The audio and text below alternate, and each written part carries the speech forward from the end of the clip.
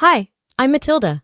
On Christmas, my parents handed me a gift in front of everyone, a stainless steel dog bowl with my name on it.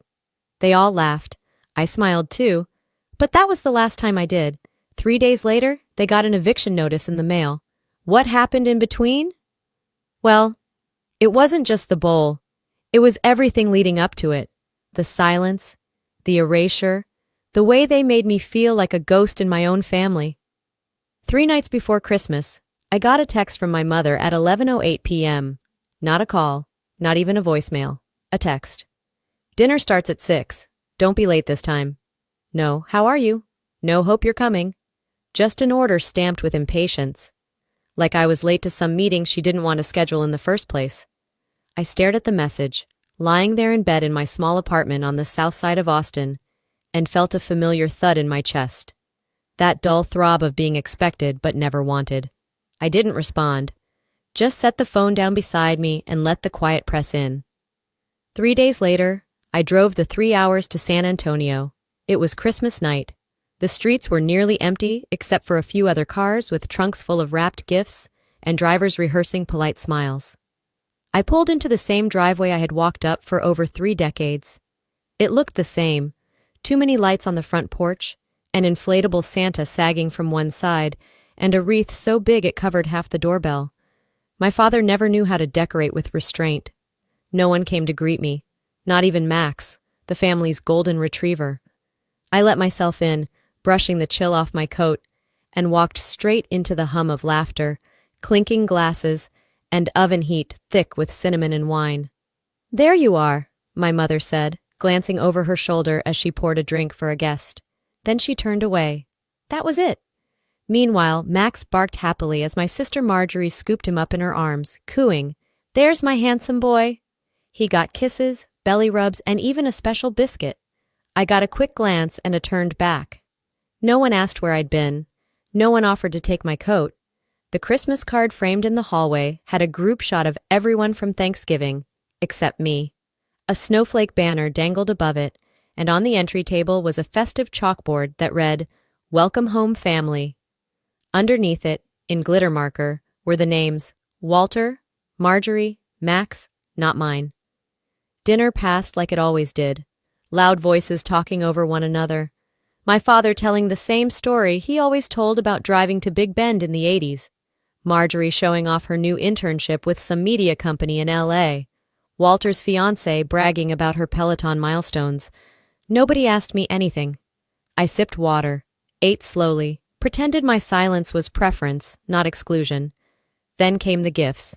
We were all gathered in the living room, fire on, jazz Christmas covers playing low. Each person took turns opening something, like a rehearsed pageant. Walter opened a set of golf clubs from Dad. Marjorie unwrapped a designer handbag from Mom. Even Max had a new plush toy shaped like a champagne bottle. Then came my turn. "Here, Maddie," my mom said, reaching behind the tree. She handed me a small box. It was light, barely the weight of a paperback. I unwrapped it slowly, careful with the ribbon, thinking maybe this year they'd remember I liked books, maybe a gift card to that tiny bookstore near my place, maybe just anything thoughtful. But when the paper fell away, what stared back at me was stainless steel. A dog bowl, polished, heavy, engraved with the word, Maddie. For a moment no one said anything. Then Marjorie burst out laughing. "Oh my God, you actually did it!" She giggled, clutching her side. My father smirked. "Well, at least Max's family, right?"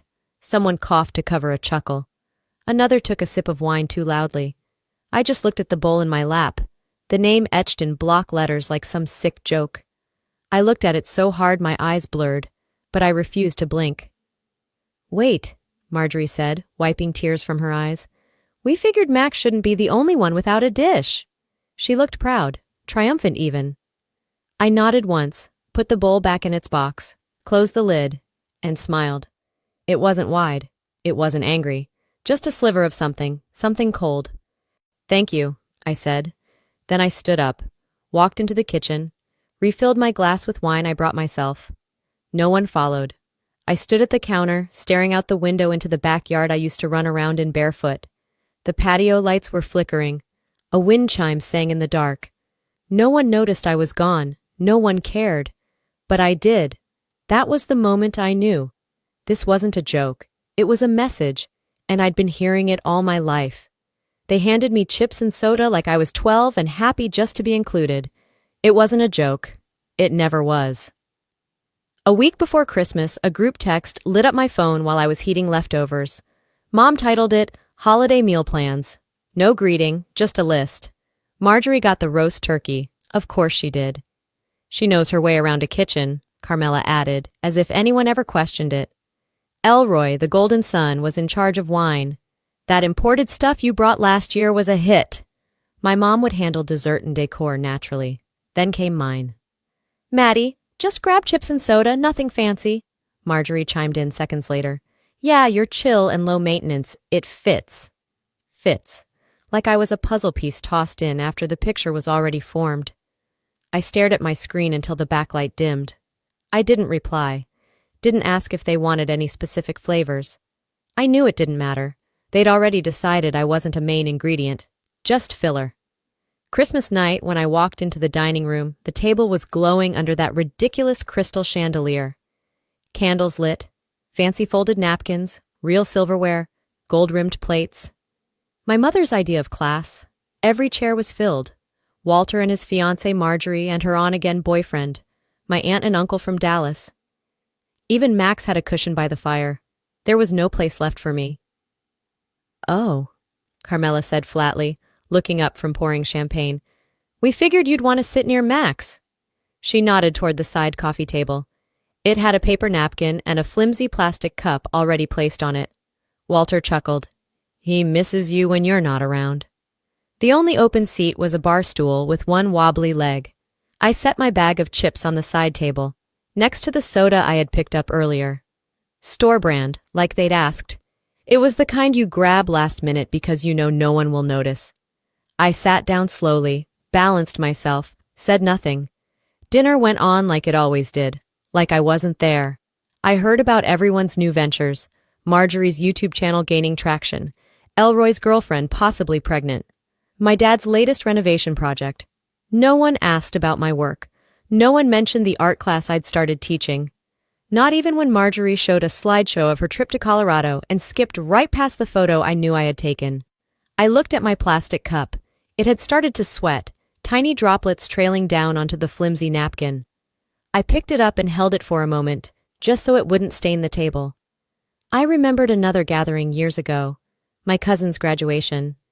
The cake said, "Congrats Sarah, Elroy, and MJ was me." No one knew. They thought it was some family friend. I didn't correct them. Then there was Marjorie's baby shower. I'd shown up early to help set up, brought balloons and cupcakes. When the introductions came around, Carmela forgot to mention me. "Oh, this is Maddie," she'd said, like I was someone's +1. I didn't cry that day either.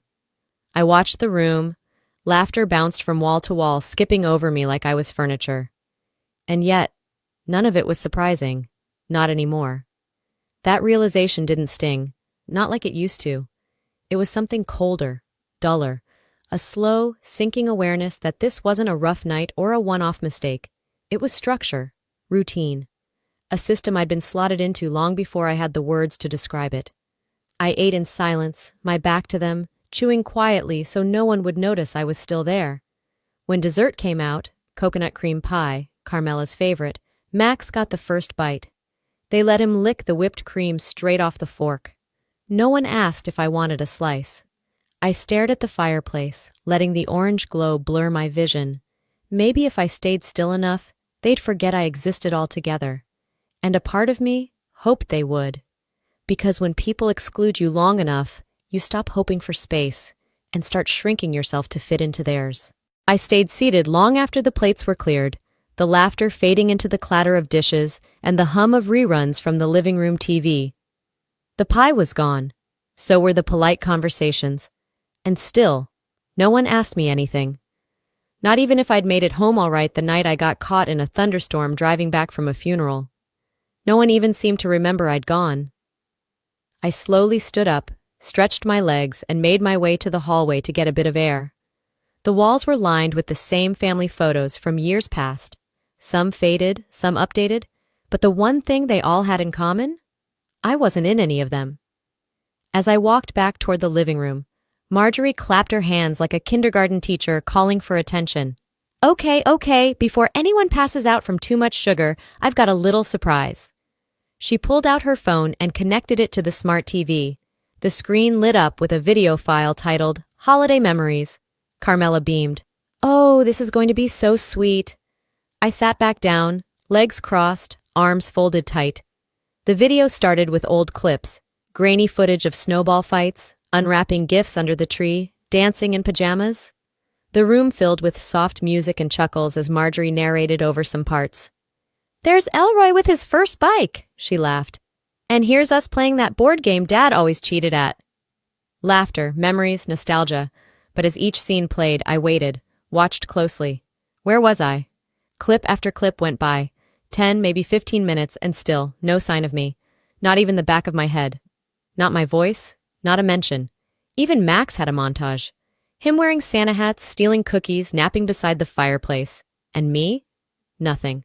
No one seemed to notice. No one turned to ask, hey, wasn't Maddie there that year? Or, didn't she take that photo? Not a single word. Like I'd been edited out on purpose. When the video ended, everyone applauded. Someone wiped a tear. I sat perfectly still. That wasn't an accident. After a moment, I stood and stepped into the foyer. I wasn't thinking, just moving, like muscle memory. I reached for my coat, but my hand stopped over a small stack of envelopes on the entry table, red and green, lined in gold. I picked one up. It was a holiday card. The Whitakers wish you joy. And inside was a glossy photo collage. Carmela and Walter with Max on their laps, Marjorie with her twins in matching sweaters, Elroy and his girlfriend holding hands under mistletoe. Underneath, Love, Walter, Carmela, Marjorie, Elroy, Max. That was it. Not even a Matilda in smaller print.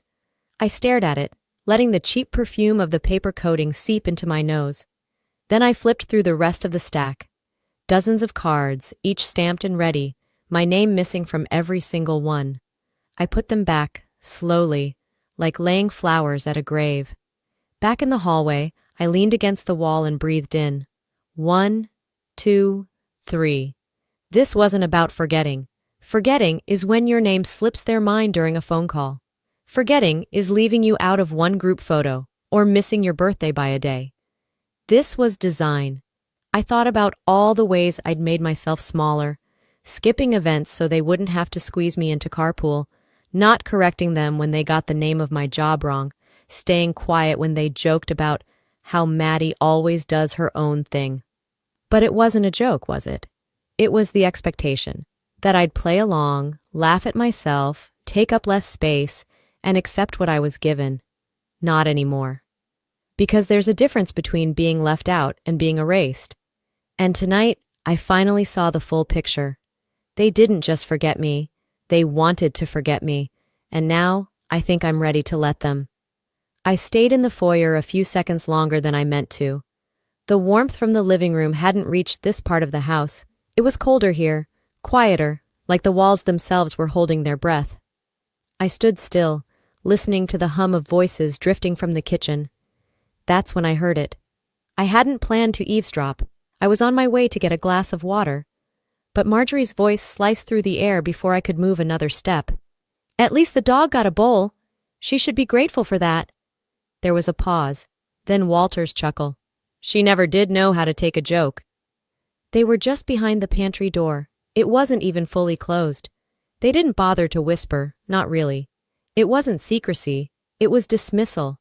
They talked about me like I wasn't in the house, like I wasn't still breathing under their roof. I didn't flinch. I didn't storm off.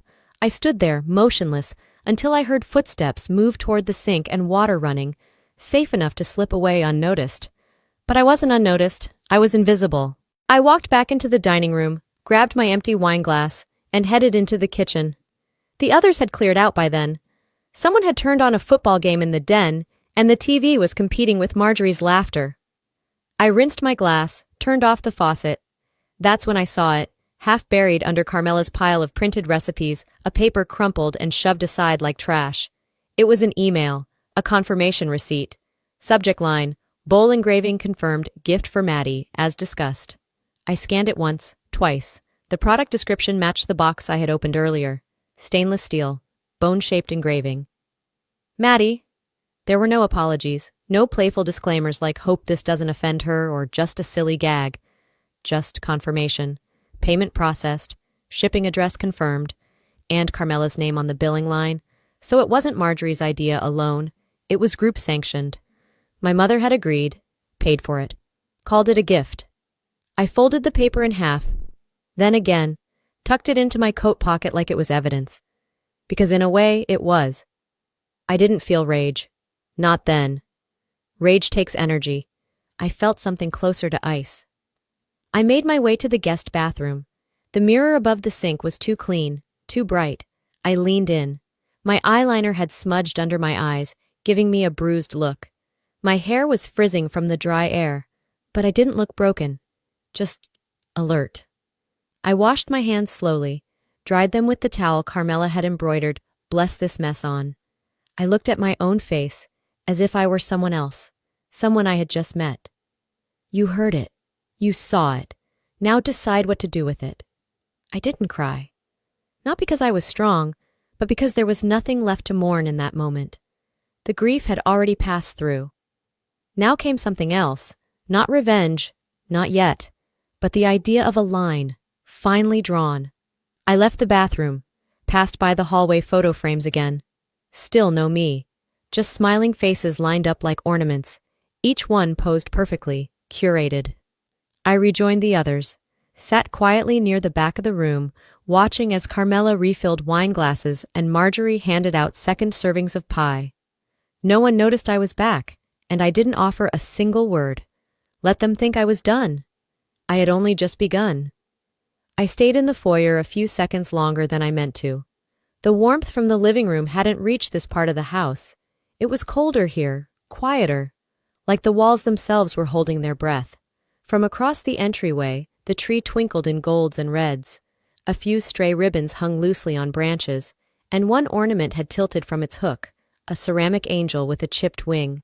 I glanced under the tree, where the remaining gifts were piled. Something was wrong. My package, the one I had wrapped the night before in my apartment, with brown craft paper and the gold ribbon I'd ironed flat with my straightener, wasn't there. I bent slightly, scanning the gift tags. There it was. At least the paper and the ribbon were mine, but the tag said, "To Mom and Dad, from Marjorie." I reached for it. There was a small tear on one corner, a spot I had taped carefully. My hands had done that, my effort, my choice, and now it had someone else's name on it. The box was opened a few minutes later in the middle of the living room. Carmela peeled the paper slowly, savoring the moment. When she saw the vintage cookbook, Southern Comfort Kitchen, first edition, 1972, she gasped and pressed a hand to her chest. "Oh, my Lord, Marjorie, this is beautiful. Where on earth did you find it?" Marjorie beamed, her teeth like polished porcelain. "I stumbled across it at a rare book fair last month. Thought of you right away." I stood behind the armchair, silent. Walter nodded, approving. "That's a thoughtful gift. Real sentimental." No one turned toward me, not even a glance. The effort, the planning, the time I'd spent looking for that cookbook on 3 separate weekends? Gone. Just like the name on the tag. I felt my coat sleeve between my fingers, soft wool still holding the chill from earlier that evening. I reached for it. Max wagged his tail, tongue lolling, stationed near the tree like some goofy sentinel. I looked down at him. "At least you saw me," I murmured. And then I turned toward the front door. My hand closed around the brass knob. It felt colder than before. Maybe it was just me. I didn't say goodbye. I didn't make a scene. No slammed doors, no sarcastic comments, no tears. Just footsteps on hardwood, a muted click, and the quiet winter night on the other side. The air outside tasted like pine and frost. The sky was deep navy, stars barely peeking through the clouds. I didn't rush down the walkway. I didn't need to. Each step felt deliberate, not heavy, but anchored. As I walked to my car, parked halfway down the block, thanks to Marjorie's guests taking all the driveway spots, I thought about how this would look to them. If they noticed at all. They wouldn't see the coat missing from the rack or the shoes gone from the mat. They wouldn't hear the silence where a thank you should have been. They'd carry on, passing around leftovers and laughs, never once stopping to ask where I went. And that, I realized, was the final proof. Not only had they replaced my gift, they had replaced my place. I drove home in near silence. No music, just the rhythmic hum of the tires on cold asphalt. My hand stayed steady on the wheel, even as the emotion pooled somewhere deeper than tears could reach. When I pulled into my driveway, I didn't go inside right away. I sat in the car, the engine ticking softly as it cooled. Across the street, someone's Christmas lights blinked in sync with a plastic snowman bobbing in the wind. The keys in my hand felt sharper now. Not physically, just in meaning. I held them tighter than I needed to. Back in my apartment, I unwrapped the scarf from my neck and hung my coat carefully on the hook. My place smelled like cinnamon and coffee from the candle I'd left burning before I left. The silence here was different. It didn't ignore me. It welcomed me. I walked into the kitchen, made tea, and sat by the window with the mug between my palms. Steam curled up into the dim light like breath from something alive. I didn't text anyone. I didn't post anything. They didn't notice I left. But they would notice what left with me. The scent of cinnamon still lingered in my apartment the next morning. I had left the candle burning low through the night. Accidentally or intentionally, I'm not sure. Maybe I needed something warm to stand guard while I slept. I woke early, far earlier than usual. I didn't check my phone. I didn't scroll for updates or photos. I sat on the edge of my bed, wrapped my cardigan tight, and listened. There was nothing but the hum of the heater and the faint clicks of old pipes stretching through the building. That quiet was honest. 3 days slipped by. I spent them like someone living in a different season, running errands, organizing the closet, walking aimlessly past holiday decorations that didn't feel mine. I never checked in with anyone, and not one person from the house checked in with me. Then, that morning, the 6th day of Christmas, ironically, I imagined the mailbox at my parents' house, the blue tin box bolted to their brick column, and I knew it had arrived. The letter would be thick, heavy even, not because of paper, but because of what it carried, the beginning of something they never saw coming. Inside it, bold type, my name. Not as sender, not as resident, not as daughter, but as former guarantor. A signature withdrawn, a safety net removed. 3 years ago they begged me to co-sign, told me it was temporary, said I was the only one they could count on. I was raised to think that meant love. Now I knew better. It meant usefulness. Walter would have opened it first. He always beat Carmela to the mail. He'd recognize the bank name immediately. His fingers would tremble slightly, because he always assumed the worst. But even then, he'd never imagine it was real. Carmela would read over his shoulder. Her face would tighten. Not from shock, but from insult. She'd see my signature, right next to the stamp voiding it, and take it personally. How dare she? The irony. That afternoon they'd scramble. They'd call Marjorie, who would immediately say, "She's probably just confused, you know how Maddie is." Then Elroy. He'd say less, but not out of kindness, just strategy, always calculating that one. Carmela would try to call me. She'd think her tone could still work, that I'd pick up if she used that soft voice, the one reserved for guests and realtors. I didn't answer. Not the first time, not the second.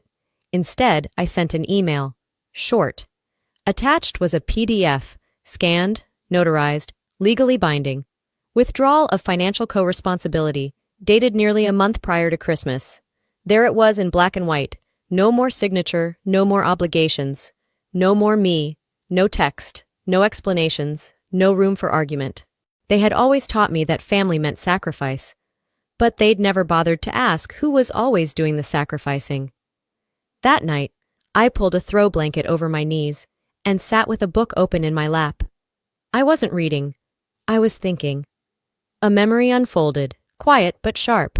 2 months earlier, sitting across from a loan officer in a small impersonal bank office. The fluorescent lights above buzzed faintly. The man looked at the documents, then at me. "Are you sure?" he'd asked. I nodded. I'm sure. He was young, maybe early 30s, too polite to say it outright, but his eyes said it for him. Why now? They'll be fine, I told him, until they're not, and when that happens, I won't be the one holding the rope. He didn't respond, just stamped, signed, and filed. That was the moment I stopped apologizing for the boundaries I needed. And now, days later, I could feel that moment pulsing in the real world, at that house, at that table, in that kitchen where no one offered me pie. I imagined them sitting in the living room, the letter spread out like a warning. Walter pacing, Carmela dialing the same number over and over, disbelief turning to outrage. I didn't smile. There was nothing joyful about it, but I didn't regret it either. Because choosing peace for yourself isn't cruel. Letting people weaponize your silence is. I had said nothing on Christmas, left quietly, walked away without making a scene. But now my absence was the loudest thing in their house. I wondered if they'd finally add me to the family video now. If not out of love, then out of fear. Because without me, the foundation cracked, and they knew it. They wanted me invisible, until they needed saving. This time, I chose to be gone. The text came just after sunrise. I was in the middle of making coffee, one slipper on, one off, when the screen lit up with a number I didn't recognize. I almost ignored it, assuming it was another auto alert or a spammer selling insurance I didn't need. But something made me pause. Maybe intuition. Maybe the fact that nothing in my life lately had come without warning signs dressed in silence. I wiped my hands on a dish towel and tapped it open. Matilda, it's Daniel. That stopped me. The last time I heard his voice, we were arguing in my car. I was crying. He was telling me that I had walls thicker than any prison. He left that night and never came back.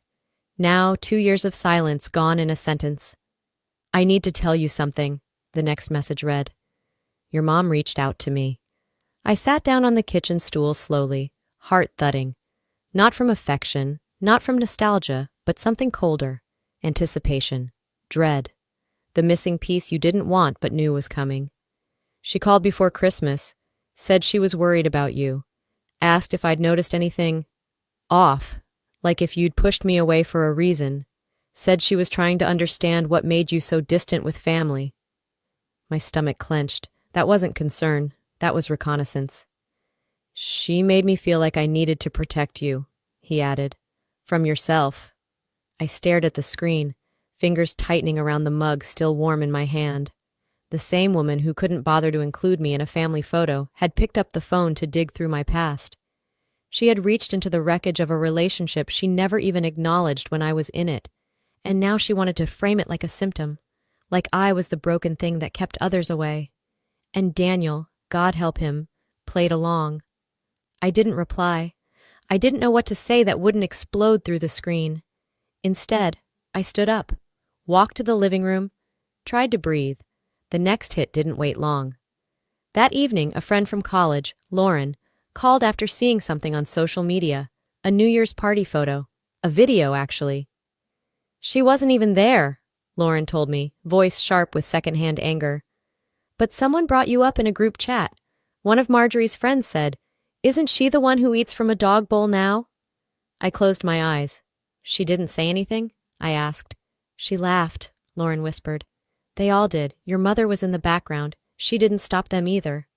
The room around me stayed quiet, but something in me shattered. Not loud, not theatrical, just a break that didn't need sound to be real. It wasn't just betrayal, it was precision. They didn't just want me gone. They wanted the version of me that left to be laughable. They wanted to reshape my absence into something they could point at, mock, reduce, a punchline at parties, a whispered warning in old relationships. Don't end up like her. I closed the call. Didn't respond to Lauren's apologies, though I knew she meant them. I just sat there, staring out at the dim skyline, buildings holding their shape while I tried to keep mine. Eventually I got up, walked over to the bookshelf, pulled down an old gray folder I hadn't touched in months. Inside were copies of signed agreements, property tax receipts, emails confirming loan payments I made, credit statements with my name at the top. Everything they thought they could erase me from. This was proof I was once their backbone.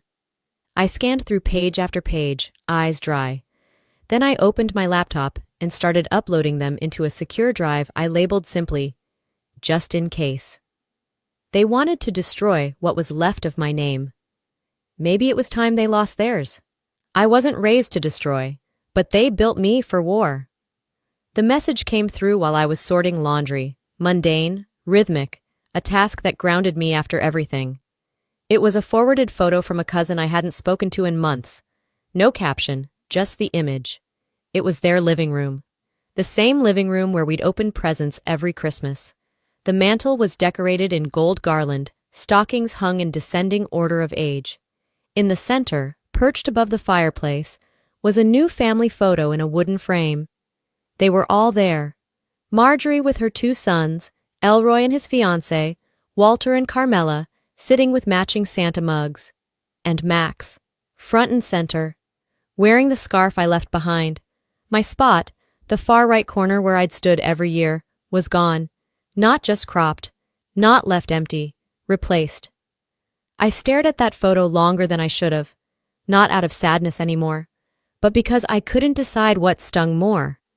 The fact that I wasn't missed, or the fact that Max was apparently the better visual fit.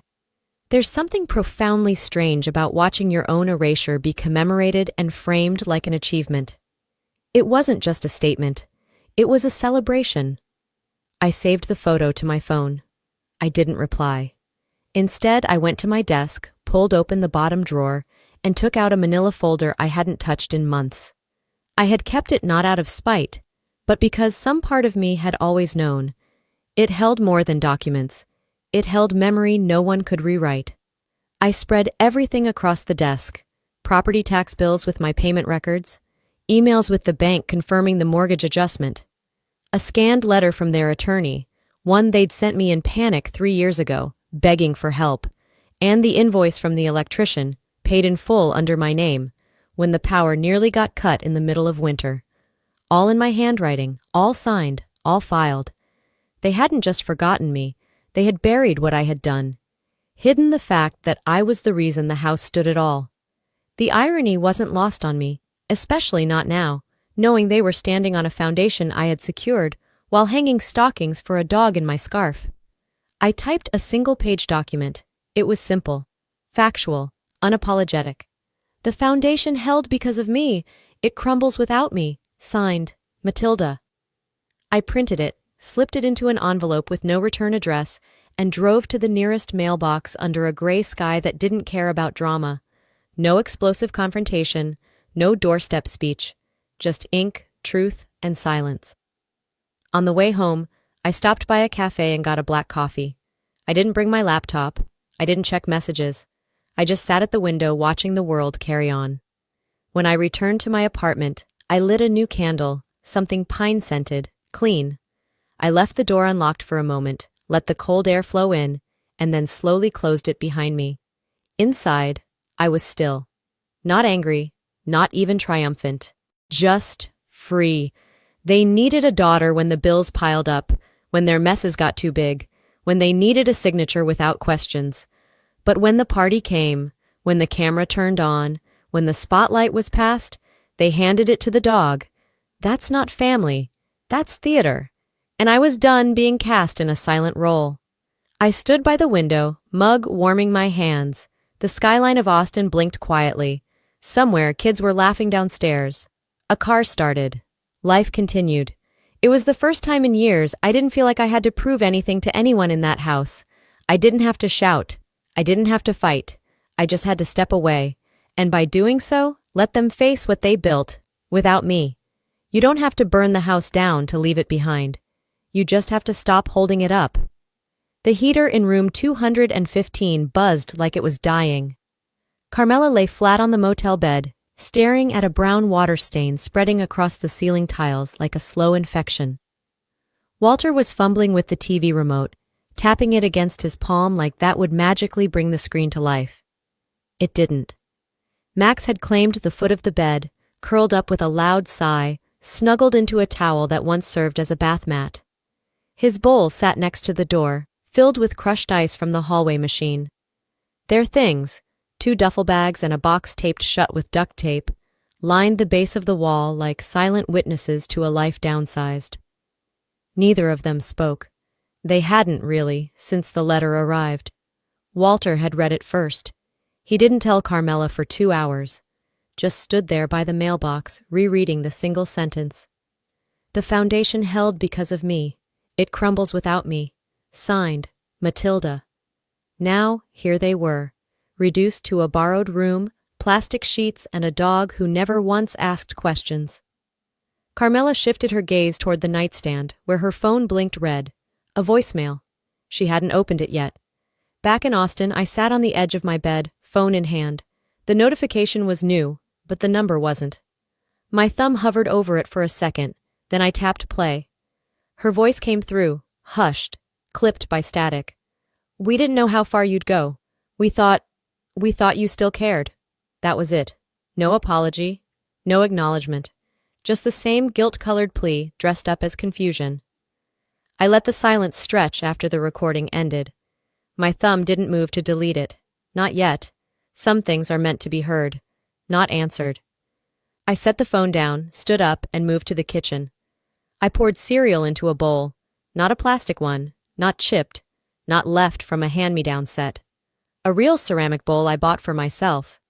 I sat at the table, ate slowly, not because I was distracted, but because I finally had time to taste my own pace. After rinsing the dish, I opened the storage box labeled New Apartment, pulled out the last item I hadn't placed yet, a photo frame. Inside it was a picture of me standing alone at the top of a hiking trail, hair wild in the wind, arms out like wings. No one had taken it for me. I'd set a timer. No one had cropped it. No one else needed to be in it to give it meaning. I placed it on the bookshelf beside a plant I hadn't killed yet.